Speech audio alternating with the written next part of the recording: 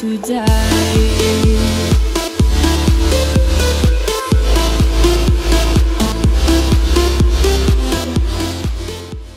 Now what we need to do is we need to go ahead to our template. So my template has, once you open the folder, it has a C4D, Cinema 4D part and an After Effects part. So the first thing we want to do is double click on this Cinema 4D file.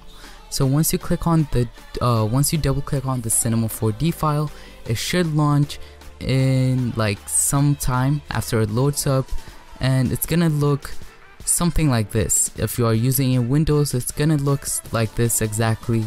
And what you have to do is you have to click on the name, and then if you want to change it, you can click it and then change it to anything you want. You can change it to tech and press enter, and then once you click here, it should update the text. And then most of the time there are 2 layers of text, so change the other one too by clicking on it and change it to the same thing you change the first one to. Now once you click there, it should update itself. And now if we play the video, as you can see the whole thing, the whole animation kind of thing, and it's really cool. And if you press on render, then if you click on render view, it should show you what the text is gonna look like. Yeah, it's gonna look something like this. So just press on it, and then now what we want to do is we want to click on the text, and if you want to change the font, click on it, come right here, and then you can change it to anything you want. Right now it's on plump, but if I want to change it, I can just click on any of these and it would change itself.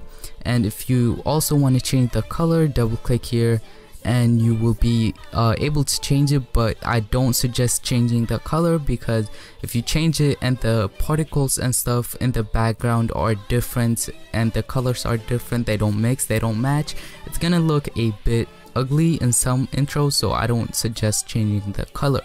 So once you have done that, what you have to do is click here again onto your render settings and make sure it's 1280 by 720 if you have a good computer. And if you have a like really good computer, you can go ahead and put it on 1920 by 1080.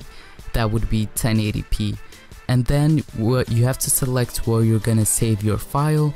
Mine is gonna be on my desktop, and then format should be set on QuickTime Movie.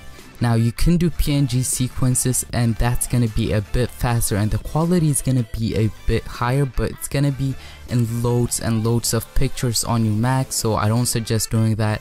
So instead just select QuickTime Movie and then click here to start rendering your intro. I have already done this, so I'm not gonna do this, and I'm gonna be back in After Effects. So guys, once you have finished exporting your Cinema 4D parts of the intro, now what you want to do is you want to go ahead and go into the After Effects part. So this is going to be included in the folder too, so double click on the After Effects part. So guys, now I am in After Effects and it should look something like this, and it should say file missing when you start the After Effects, because we have one file missing and we're gonna replace that with the one that we just made in Cinema 4D. So what you want to do is you want to click on the template folder, and it should drop down a menu, and it should drop down this 2 things, and you want to replace this colorful thing, the PNG. Right click on it and then go on to replace footage and then click on file. So once you have done that, go wherever you saved your intro. I saved my intro that I have exported from Cinema 4D on my desktop, so I'm gonna select that file and click on open. So guys, once you have loaded your footage in After Effects, now there's one more thing to do, and that is to export or render your video, and that's really easy. All you have to do is you just have to go to your composition, and from there click on add to render queue. And once you click here, it should appear, this kind of window should appear, and make sure that it is on best settings and lossless. And then you want to click where it says output, and then you can save it on your desktop, documents, applications, anywhere you want it to be.